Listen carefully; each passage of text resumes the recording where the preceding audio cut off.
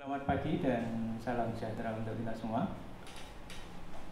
Yang kami banggakan para peserta didik kelas 10 program studi seni karawitan maupun penataan karawitan. Puji syukur senantiasa kita panjatkan kehadirat Tuhan atas limpahan berkat dan rahmat-Nya, sehingga dalam pagi hari ini kita masih diberi kesempatan untuk menikmati hidup dengan penuh keceriaan dan penuh rasa syukur, walaupun dalam kondisi yang sangat memprihatinkan, tetapi kita semua masih punya semangat. Selamat pagi, salam pagi semuanya. Perkenalkan, saya pada kesempatan kali ini untuk mengenalkan tentang program studi seni karawitan. Saya yang dipercaya oleh teman-teman di seni karawitan untuk sedikit memberikan gambaran kepada peserta didik baru baik seni karawitan maupun penataan karawitan, kaitannya dengan apa sebetulnya itu seni karawitan dan apa itu penataan, kemudian apa yang ada di dalamnya, bagaimana proses pembelajarannya, dan hal-hal yang terkait dengan KBM di seni karawitan. Sebelum kita melangkah ke hal yang lebih lanjut, perkenankan saya untuk mengenalkan diri saya. Nama saya cukup singkat. Kalau orang mengatakan itu cekak aos, nama saya Surono. Kalau orang pasti akan mengira bahwa itu adalah nama Jawa, dan itu mungkin kelahiran 60 tahun 60 atau 70 ke sana, karena biasanya orang Jawa itu menamakan sesuatu kan pasti cekak aos, Surono, Sunarto, kemudian Pak Wasito dan lain sebagainya. Dan nama itu biasanya memberi tanda terhadap suatu peristiwa. Surono berarti Suro dan Ono ini di bulan Suro. Nah, seperti itu. Tapi di Karawitan nama familiar saya adalah Pak Nono. Anda bisa memanggil saya untuk Pak Nono. Kemudian saya asli dari Klaten. 46 tahun yang lalu saya dilahirkan. Tapi sekarang saya tinggal di Karanganyar. Kemudian kalau Anda bisa lihat di layar, nomor HP saya cukup singkat. Kalau dalam orang Karawitan mungkin lebih cepat, mudah untuk mengingat. Karena kalau kita membacanya dalam notasi Karawitan itu cepat. 085 64 Piji Romoro Jiro. Nah, seperti itu ya. Kemudian saya lulusan ISI Surakarta tahun 2000 lulus ya, kemudian melanjutkan di S2 di Administrasi Pendidikan UMS. Kemudian pengalaman berkarya seringkali terlibat dalam sebagai pekerja seni. Kemudian karya yang terakhir atau karya yang terbaru maksud saya itu tahun 2018 saya diminta oleh Pak Rudi untuk membuat jingle Solo Wasis, Solo Wancine Sinau, Siswa Sinau. Jadi suatu program untuk menyadarkan atau mengingatkan kepada warga yang disiarkan di seluruh kota Solo pada malam pukul 6:30 dan jam 9 malam. Nah, itu kalau calon peserta didik yang dari Solo pasti mendengar ada toa yang Solo Wancine Siswa Sinau. Nah, itu saya beserta kakak-kakak Anda membuat iringan itu dan sampai sekarang masih digunakan. Kemudian pengalaman akademis, pernah mengikuti lomba menulis artikel pendidikan inklusi tahun 2019, dan itu pengalaman yang sangat mengesankan karena SMK 8 dipercaya sebagai penyelenggara sekolah inklusi dan hasilnya sudah bisa dirasakan. Kalau Anda lihat banyak kakak-kakak Anda yang tunanetra tetapi memiliki kemampuan dalam berkarawitan yang luar biasa. Nah, itu sedikit tentang profil diri saya. Nanti kalau Anda sudah memasuki di dunia karawitan di SMK Negeri 8, pasti Anda akan banyak berinteraksi dengan guru-guru dan termasuk dengan saya. Mungkin sedikit itu yang bisa saya sampaikan tentang profil diri saya. Kemudian kita langsung ke hal yang terkait dengan karawitan. Nah, sebelumnya saya akan menjelaskan dulu apa itu seni karawitan. Karena jangan sampai terjadi Anda sudah memasuki dunia karawitan, kemudian ditanya, Mas Mbak, seni karawitan itu apa toh? Tapi Anda tidak bisa menjawab. Kan lucu ya. Anda sekolah di karawitan tetapi kok tidak bisa mengidentifikasi atau mendefinisikan tentang pengertian karawitan. Nah, saya akan sedikit mengulas tentang pengertian karawitan. Nah, kalau kita bicara pengertian karawitan itu bisa kita lihat secara dua hal. Kalau kita bicara etimologi atau asal usul kata, karawitan itu berasal dari kata rawit, artinya halus dan rumit. Nah, kenapa disebut halus dan rumit? Karena segala hal yang terkait dengan karawitan pasti memiliki sesuatu yang bersifat kehalusan rasa, kemudian kerumitan garap itu pasti ada. Nah, bahkan yang sangat membanggakan bagi kita, dan terutama Anda juga harus ikut merasa bangga bahwa karawitan atau gamelan itu bisa disejajarkan dengan musik klasik barat. Bahkan orang barat atau orang Eropa sana yang meneliti tentang karawitan itu mengatakan bahwa karawitan itu sangat sophisticated ya, sangat memiliki tingkat kerumitan yang tinggi ya. Jadi Anda harus berbangga itu karena tidak semua orang bisa tentang seni karawitan. Nah, itu kalau kita bicara pengertian seni karawitan. Nah, kalau kita melihat pengertian yang lain, karawitan itu sebetulnya tercipta dari 4 unsur. Medium yang diolah, kemudian perangkat yang digunakan, kemudian laras yang digunakan, dan lingkup budaya. Nah, dari 4 pengertian itu kita bisa menyebutkan medium itu apa? Medium itu adalah hal yang diolah. Yang diolah karawitan itu apa? Seni suara manusia dan instrumen. Kemudian perangkat yang digunakan apa? Perangkat yang digunakan itu gamelan. Larasnya selindro pelok. Kemudian lingkup budaya hidup dan berkembang di budaya Jawa. Jadi dari rangkuman 4 unsur tadi kita bisa menyimpulkan bahwa pengertian karawitan itu adalah seni suara manusia dan instrumen yang menggunakan perangkat gamelan, berlaras selindro dan pelok, dan hidup dan berkembang dalam budaya Jawa. Nah, itu pengertiannya. Nah, itu sedikit hal yang terkait dengan pengertian karawitan. Mudah-mudahan menjadikan pengantar tentang Anda karena Anda akan memasuki dunia karawitan. Sehingga jangan sampai gonyak-ganyuk meleling semi ya, ternyata Anda ditanya seni karawitan apa, tapi Anda tidak bisa menjelaskan ya. Tadi sudah saya bicarakan tentang etimologi dan cara unsur. Nah, itu kaitannya dengan arti karawitan ya. Kemudian program keahlian seni karawitan yang ada di SMK Negeri 8 Surakarta. Nah, program keahlian seni karawitan itu terbagi menjadi 2 kompetensi, yaitu kompetensi seni karawitan dengan rentang masa studi atau jenjang studi itu 3 tahun. Kemudian ada kompetensi baru, kompetensi keahlian penataan karawitan, yaitu dengan masa studi 4 tahun ya. Itu kemudian mungkin akan timbul pertanyaan, apa sih yang membedakan antara seni karawitan dan penataan karawitan? Nah, ini saya akan memberikan gambaran apa sih perbedaannya di situ. Perbedaannya di mana? Ya. Kemudian perbedaan yang pertama coba kita lihat masa studi atau lama studi. Kalau seni karawitan itu 3 tahun, ya, studinya 3 tahun. Dalam catatan lancar ya, karena ya ada kasus tidak lancar. Tetapi masa studi ideal untuk seni karawitan itu 3 tahun, yaitu dengan beban jam kelas 10 itu 48 jam, kelas 11 50 jam, dan kelas 12 itu 50 jam. Dan di sana ada yang namanya praktek kerja industri atau PKL yang dilakukan selama 3 bulan, itu untuk 3 tahun. Kemudian kalau di penataan itu adalah beban studinya atau jenjang studinya itu durasi waktunya adalah 4 tahun ya.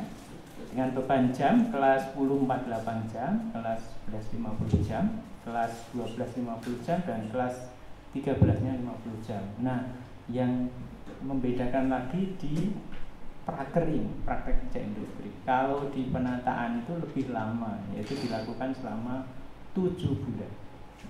Itu perbedaan yang terkait dengan masa studi dan lama belajar. Kemudian perbedaan yang kedua itu terletak pada muatan pembelajarannya. Muatan pembelajaran pada peminatan kejuruan. Kalau kita bicara muatan pembelajaran berarti adalah hal yang terkait dengan mata pelajaran yang ada dalam struktur kurikulum. Kalau kita hanya bicara tentang, Anda bisa lihat di layar ya, itu muatan pelajaran itu ada pelajaran kelompok A, muatan nasional, pelajaran kelompok B, muatan kewilayahan, dan kelompok C, muatan peminatan. Kalau di 3 tahun antara kelompok A dan kelompok B, saya kira dengan 4 tahun juga sama. Yang membedakan itu sedikit, itu di kelompok C, muatan peminatan. Nah, kalau itu Anda bisa membaca ya, itu C1 untuk 3 tahun, itu ada simulasi digital, tinjauan seni, dan dasar-dasar kreativitas. Di 4 tahun juga sama ada itu. Kemudian C2-nya untuk 3 tahun, dasar keahlian yang mendasari tentang keahlian seni karawitan. Itu ada pengetahuan karawitan, teknik karawitan dasar, teknik instrumen pokok, titilaras, dan vokal dasar. Tapi kalau di 4 tahun untuk C2-nya itu ada ilmu bentuk dan analisa karawitan, kemudian pengetahuan bahan dan alat karawitan, teknik karawitan dasar, titilaras, dan vokal dasar. Kemudian C3-nya untuk seni tari, seni karawitan, itu ada kompetensi keahliannya, ada praktek vokal, praktek karawitan bersama, ya, praktek individu instrumen pokok atau PIP, kemudian praktek karawitan iringan, dan produk kreativitas dan kewirausahaan. Untuk di 4 tahun, untuk C3-nya itu ada praktek karawitan daerah setempat. Artinya adalah praktek karawitan di mana seni karawitan di daerah setempat. Kalau di Solo berarti artinya nanti yang diajarkan adalah seni karawitan gaya Solo, ya. Kemudian praktek karawitan daerah lain itu di penataan ada nilai lebihnya di sini, itu diajarkan tentang gaya-gaya lain. Yang sudah berjalan itu gaya yang diajarkan adalah gaya Banyumas dan gaya Jogja, ya. Kemudian ada vokal karawitan, penataan karawitan iringan, dan penataan karawitan mandiri. Nah, ini yang membedakan. Yang dimaksud dengan karawitan mandiri itu apa? Karawitan mandiri itu adalah karawitan yang fungsinya sebagai karawitan, sebagai seni pertunjukan sendiri. Kalau iringan, dia karawitan berfungsi untuk mengiringi seni-seni lain. Misalnya ketika ada pertunjukan wayang, di situ fungsi karawitan itu adalah sebagai pengiring. Kemudian ada penciptaan karawitan dan produk kreativitas dan kewirausahaan. Itu yang terkait dengan perbedaan di muatan mata pelajaran, ya. Itu perbedaan yang kedua. Kemudian perbedaan yang ketiga itu adalah kedalaman materi, jelas. Kedalaman materinya untuk yang seni karawitan itu untuk kelas 1 itu levelnya materi yang dipelajari itu tentang sampai kepada bentuk ladran, ya. Kemudian kelas 2-nya itu kedalaman materinya itu sampai gending ketuk loro kerep minggah sekawan garap piromowilet, ya. Kemudian kelas 3-nya itu sampai kepada gending ketuk loro kerep minggah sekawan, itu garapnya irama rangkep atau ladran rangkep. Itu kedalaman materi. Nah, yang membedakan di 4 tahun apa? Kalau kelas 1 secara substansi materi sama, tetapi yang membedakan itu adalah kalau di 4 tahun lebih dititik beratkan kepada konsep-konsep tentang bentuk gending.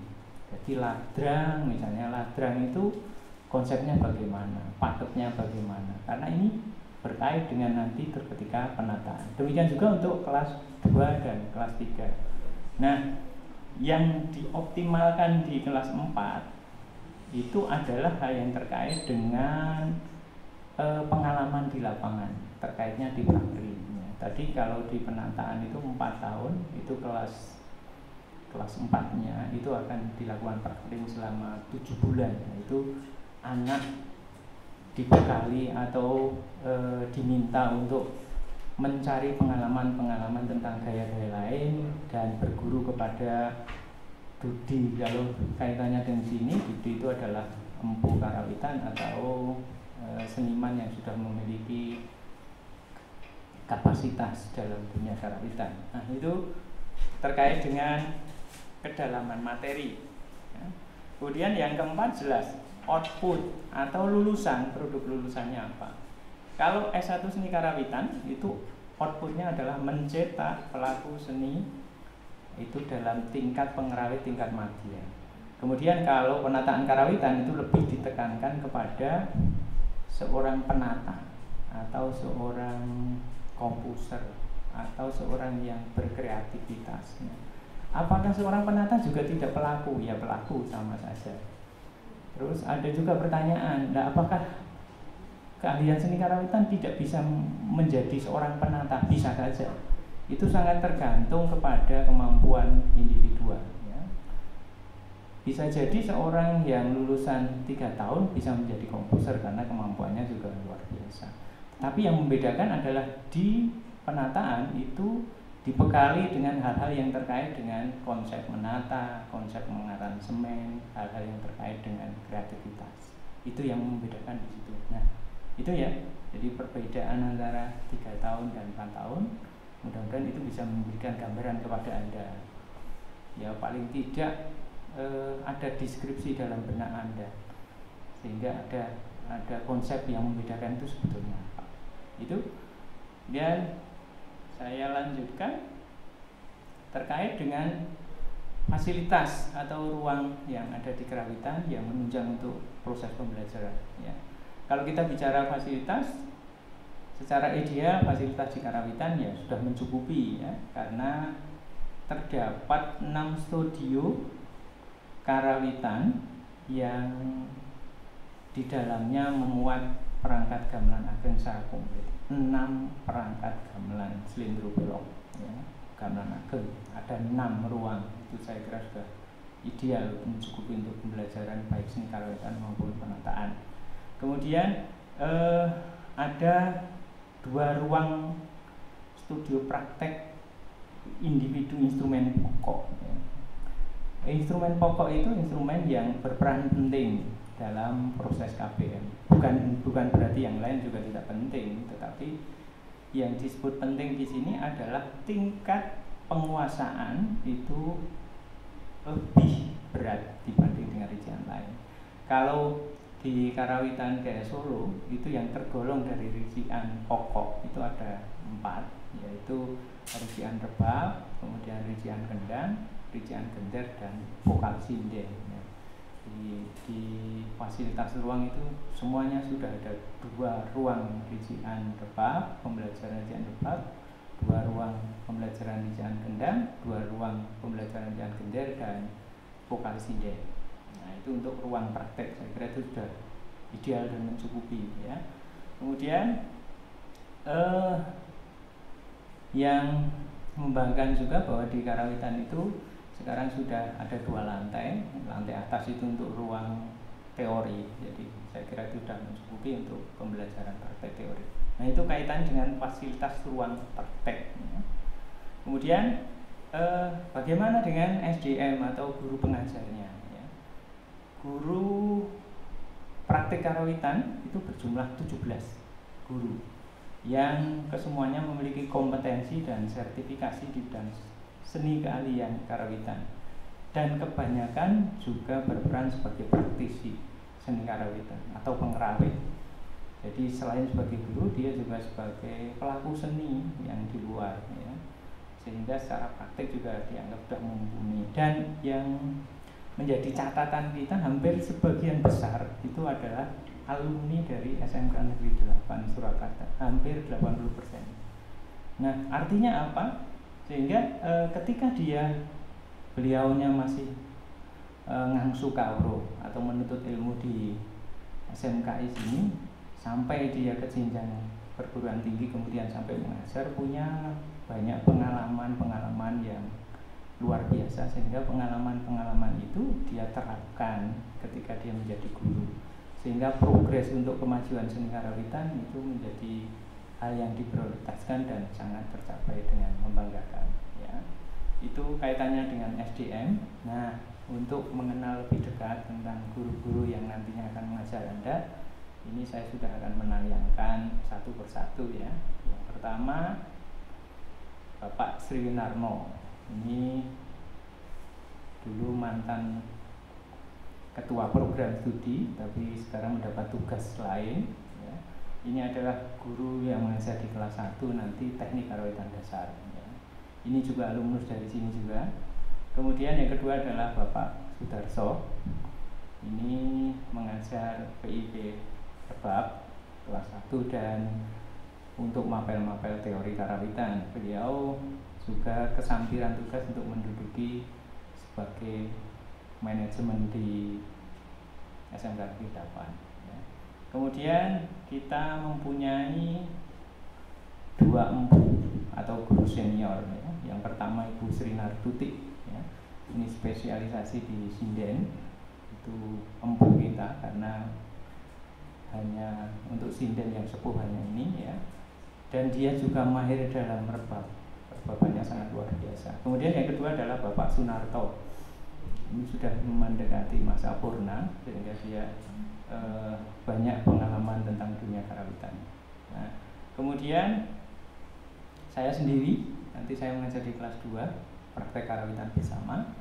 Kemudian yang berikutnya adalah Bapak Wasito, mungkin kemarin sudah menyampaikan, dan dia juga mendapat tugas sampiran sebagai wakil kepala sekolah bidang sarana dan prasarana. Mungkin kemarin Anda sudah mengenal ya, karena sudah memaparkan hal-hal yang terkait dengan sarpras.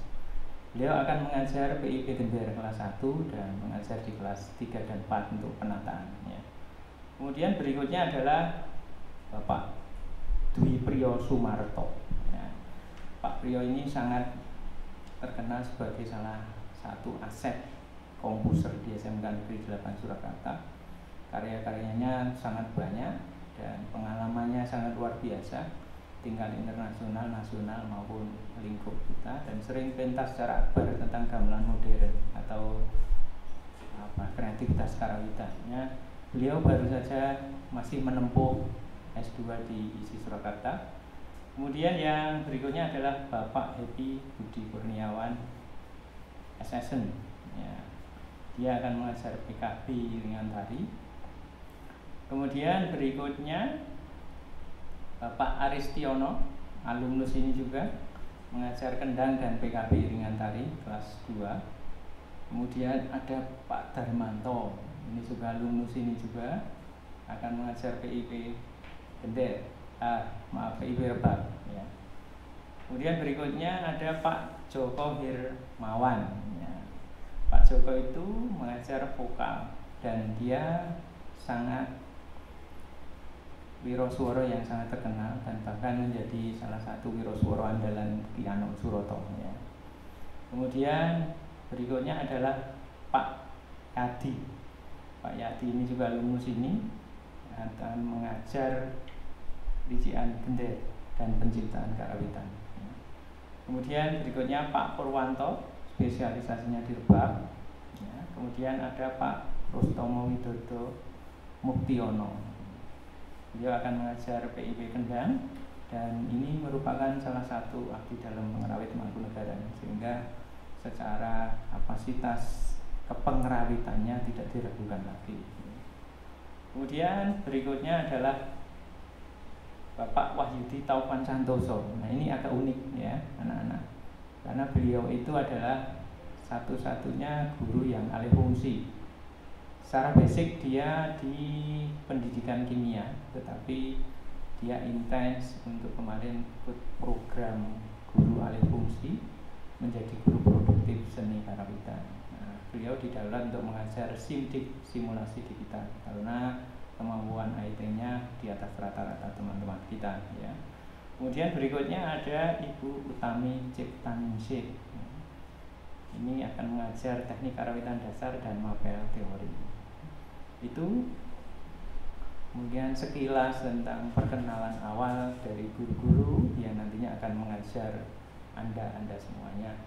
Nah, berikutnya yang ingin saya sampaikan sebetulnya apa sih yang perlu dilakukan agar kita berhasil dalam belajar seni karawitan. Jadi apa yang Anda harus lakukan di sini untuk berhasil dalam belajar seni karawitan?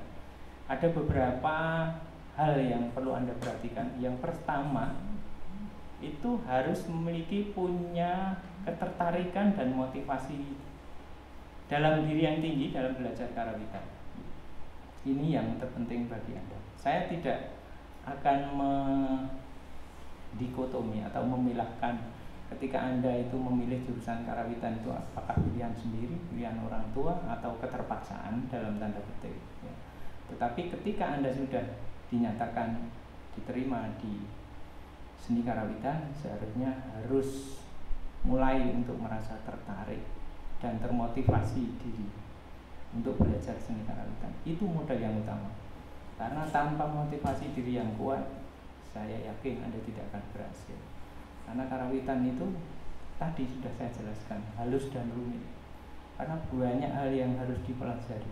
Sampai sekarang pun guru-guru karawitan itu masih merasa kurang untuk hal yang terkait dengan keberadaan kemampuan tentang karawitannya. Nah, harus bisa menepis anggapan bahwa karawitan itu adalah produk jadul, ya, old, kuno. Ya memang secara misi dan substansi karawitan itu adalah pelestari seni. Tapi seni itu bisa berkembang dengan sentuhan teknologi dan bisa update mengikuti perkembangan zaman. Ya. Jadi karawitan itu jangan dianggap itu kuno, ketinggalan zaman. Ya. Kalau Anda melihat perkembangan seni karawitan sekarang sangat luar biasa. Bahkan di luar negeri itu, Amerika itu sudah punya berapa ratus perangkat gamelan. Ya. Terus ada gamelan kontemporer, gamelan jazz dan lain sebagainya. Itu menandakan bahwa karawitan itu tradisi yang tidak berhenti, akhirnya akan berkembang terus, dan ini semua sangat tergantung dan menjadi PR bagi Anda semua sebagai generasi penerus yang akan meneruskan tentang pendidikan karawitan. Nah, itu yang pertama yang Anda harus lakukan. Kemudian apa? Yang kedua itu adalah belajar tanpa mengenal batas ruang dan waktu. Artinya belajar seni karawitan itu tidak hanya fokus di sekolah, tetapi mencari pengalaman lewat praktik di luar. Ya, itu yang harus Anda camkan betul. Karena kalau di luar itu malah justru seni karawitan itu berkembang luar biasa. Kalau Anda hanya kalau istilahnya kacamata kuda, melihatnya hanya di sekolah, Anda akan tidak memiliki pengalaman yang baik. Ya, saya sedikit mengutip pendapat dari Bapak pakar pendidikan kita, Ki Hajar Dewantoro, bahwa semua orang itu bisa menjadi guru, ya, dan semua ruang itu bisa dijadikan tempat belajar. Jadi semua orang itu bisa menjadi guru dan semua ruang bisa dijadikan tempat belajar. Artinya apa? Belajar itu tidak mengenal batas dan ruang. Anda bisa belajar kepada siapapun tentang karawitan. Ya. Itu yang kedua. Kemudian yang ketiga, yang perlu Anda lakukan adalah manajemen waktu. Ya. Pengaturan waktu itu penting karena seni karawitan itu memang sekolah yang menekankan praktis, berlatih secara kontinu, secara sistematis, tidak danyeng istilahnya, tidak, kalau peribahasanya hangat-hangat ayam, obor belara, ya. Harus dilakukan secara kontinu, ya. Pergunakan waktu dengan baik untuk belajar di sela-sela kesibukan, karena agenda sekolah itu juga nanti akan banyak. Luangkan waktu untuk praktek di luar jam sekolah, ini sangat penting. Jadi ketika praktek jangan hanya mengandalkan ketika pertemuan tatap muka di sekolah, tapi harus diulang dan diulang praktis di luar jam akhir, ya. Kemudian berikutnya, apa yang perlu dilakukan lagi itu adalah atmosfer lingkungan yang mendukung. Cari dan sebisa mungkin untuk mencari teman atau lingkungan yang saling menguatkan, memotivasi dan membantu dalam mengatasi kesulitan belajar. Berhati-hati dalam bergaul, jangan mudah terpengaruh hal-hal negatif yang dapat mematahkan cita-cita masa depanmu. Itu yang penting. Kalau istilah Jawanya, ojo jarak kebuka, seperti itu. Cari teman yang sekiranya bisa memotivasi diri Anda untuk maju, jangan sebaliknya. Nah, yang berikutnya, jaga sikap dan tumbuhkan jiwa intelektualmu. kamu bisa menunjukkan kepada dunia luar bahwa seniman tidak hanya maju dalam bidang praktik, tetapi kamu adalah seniman akademis, seniman yang terlahir dari lingkungan pendidikan. Tunjukkan jiwa itu, ya, karena di luar itu ada dikotomi atau pembedaan seniman alam dan seniman akademis. Tidak ada yang jelek, kedua-duanya baik. Cuma yang membedakan adalah latar belakang pendidikan. Kalau seniman alam itu justru memiliki kemapanan rasa yang tinggi karena proses penempaannya melalui proses alami. Kalau seniman pendidikan jelas karena semuanya tersistematis. Ya. Anda juga harus melihat itu. Jadi tunjukkan bahwa Anda itu seniman akademis, ya, seniman yang mengerti tentang keilmuan. Artinya tidak hanya berpraktek tanpa patokan yang jelas, ya. Nah, apa indikasinya? Seniman yang akademis itu adalah konsisten, kritis, peka terhadap lingkungan, berpikiran maju dan penuh dengan inovasi berkreasi, dengan prinsip melestarikan dan merujuk butir-butir kearifan lokal dalam karawitan, ya. Anda tidak usah belajar banyak-banyak tentang sikap yang baik, belajarlah dalam dunia karawitan. Karawitan itu harmoni, keselarasan. Jadi semua yang berbeda-beda, semua instrumen yang berbeda-beda bisa bermain dalam suatu keselarasan. Semua tidak menunjukkan egonya masing-masing. Semuanya memposisikan dirinya sebagai hal yang ditugaskan. Seorang pengendang, pemimpin itu tugasnya, ya, tugasnya memberikan ruang. Dia tidak menonjol. Seorang pengendir itu apa? Dia melanjutkan apa yang disebutkan dengan lagu. Nah, itu semua adalah butir-butir kearifan lokal yang Anda bisa pahami di situ dan bisa cermati dan terapkan untuk mendukung sikap yang baik, ya. Mungkin itu yang bisa saya sampaikan. Mudah-mudahan apa yang bisa saya sampaikan memberikan gambaran sekilas tentang apa yang akan Anda pelajari, kemudian apa yang harus Anda lakukan ketika mau belajar di karawitan, hal-hal apa yang harus Anda hindari ketika Anda ngangsu kabruk di seni karawitan. Ya, demikian yang bisa saya sampaikan. Kalau ada kurang lebihnya saya mohon maaf. Sekian, terima kasih dan Tuhan senantiasa memberkati kalian semua. Terima kasih.